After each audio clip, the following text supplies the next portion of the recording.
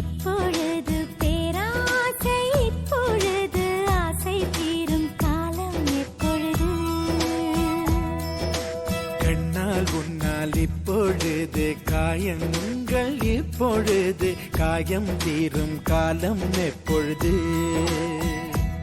மலையாய் எழுந்தேன் நான் இப்பொழுது, மணலாய் விரிந்தேன் நான் இப்பொழுது. சுவடை பதிப்பாய் நீ எப்பொழுது?